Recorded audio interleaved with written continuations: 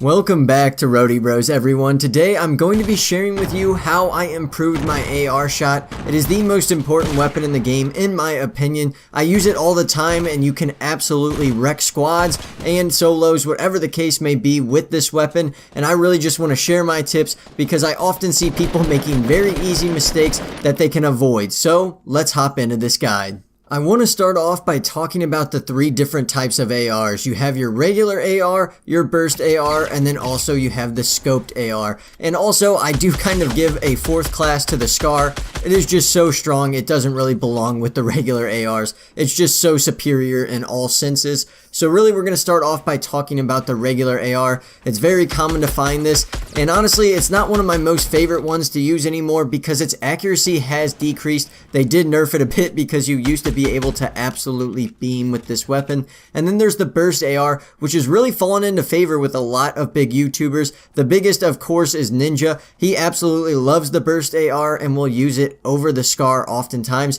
I don't really agree with that. My favorite is always going to be the SCAR. This thing just sounds great and it absolutely murks other teams. And then the scoped AR is very beneficial for certain situations. I really don't use it that often because if I find a sniper, I'm going to choose that long range weapon over the scoped AR, but really that comes down to personal preference. They all have their own strengths and weaknesses, and you need to start playing to your strengths. So I know some people say, you know, I'm just too inaccurate to use the burst. That's fine. Do not use it then. Throw it out. Always try to pick up a regular AR. And then some people don't like the scope because you do. If you're not hitting the head, you're not doing that much damage. You're really just chipping away at them. And other people don't like that. And also, it's not viable at all in close range situations if that's all you really have. So that's why you got to start figuring out, what type of game do I play? Do I find myself getting in more close range gunfights, or do I find myself getting in more long range gunfights? And then really pick your inventory and your ARs from there. When it comes to how I choose my ARs, I run a very simple system when it comes to the burst, regular, or the SCAR. I always just pick the one that has the best rarity. So if I get a blue burst, I'm not going to take a green regular AR just because I feel more comfortable with the green regular AR. I'm going to take the burst because the blue burst does more damage and can be absolutely lethal if you use it right. I always just want to get the most damage for each bullet I am dealing, and that's how I base my AR decisions. Now that may not be right for you. If you are starting out and you struggle with one or the other, then I definitely wouldn't go with that policy. And then of course, like I said, I always pick up the scoped AR if I don't already have a long range weapon like a sniper. But right when I get a sniper, I immediately drop the scoped AR just because I like dealing more damage with the snipe whenever I drill a headshot. The moral of the inventory story is that you need to use whatever you are strongest with. Unless you are comfortable with everything, then always just try to pick up the highest damage that you can, so the best rarity, and that will end up treating you very well at the end of the game.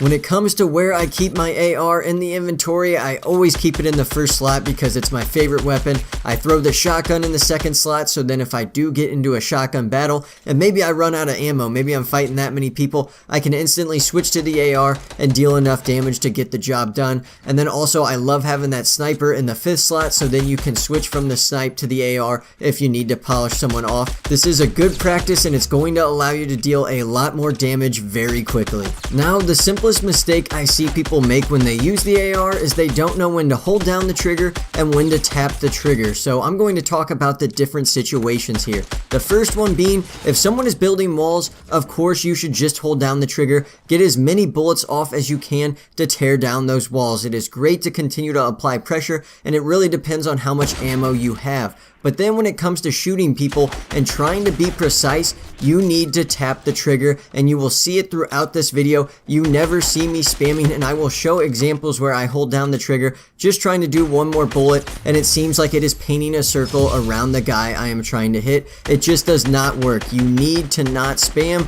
You need to just tap the trigger at a good clip, and you will start being way more accurate. I had to talk about not spamming on the trigger, not just holding it down first, because one of the biggest things you can do to make shots easier on yourself is crouching whenever you go into gunfights. It is so much easier because it makes your cursor smaller, so then your area that you are spraying these bullets is much tinier. Then if you add in tapping on the trigger and crouching, it's just going to be a great combination of the bullets actually hitting where you expect them to go rather than them flying all around and not hitting anything. I know it's so frustrating when you feel like your AR should be hitting somebody and it's not. Well, you have to apply these tips if you really want to start making contact consistently, and that's when you're going to find you are melting people much quicker and hitting a lot more headshots. One thing I almost forgot to mention is please, when you are crouching, make sure it's in the right situations. If you are following people and you want to knock someone very quickly, then it is great because they aren't looking at you. Crouch, let the cursor get small, and then drill shots. You can immediately knock someone on a team or eliminate someone right away without them even being able to turn around.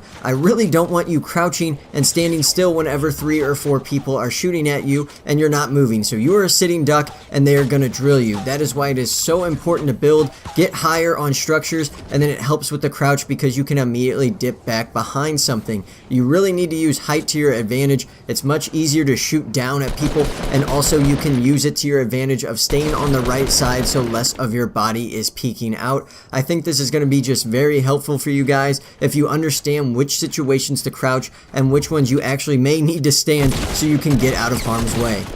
Another really beneficial AR tip is to not always stay zoomed in. I see so many people make the mistake of trying to follow someone while they are running away or zigzagging. If you scope out and back in and you are on console, you are going to have the benefit of auto aim, and you need to take advantage of that. Don't just sit zoomed down sights. You are not going to help yourself, and you may never catch up to the person running away. If you zoom out and back in, auto aim's going to pick them up, and you're going to find yourself hitting a lot more bullets. So I really recommend you start practicing that. It is great to get under your belt and start using more often.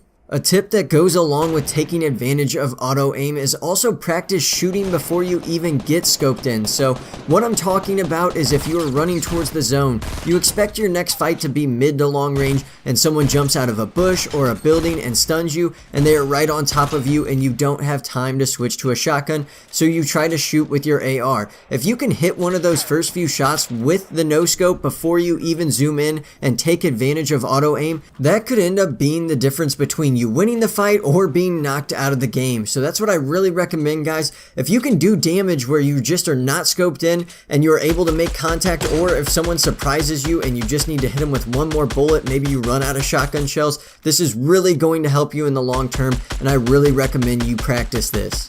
I wasn't going to mention this, but I want to make sure that you all understand that you should always be trying to drill headshots unless someone is one shot and you know all it takes is just to pepper them with one bullet and they will be done. But headshots are absolutely key in winning more gunfights. You are going to melt an enemy so fast, especially if you have a legendary scar. It's going to do 72 damage per bullet, and it's just going to take away someone with full shield in seconds if you can hit multiple headshots. So I always recommend that. That's what I aim for in every fight, is I tap and I try to drill them in the head. And also, if you want to be safe, just aim a bit lower and aim for the chest area, but you're going to be surprised how quickly you are slicing through people.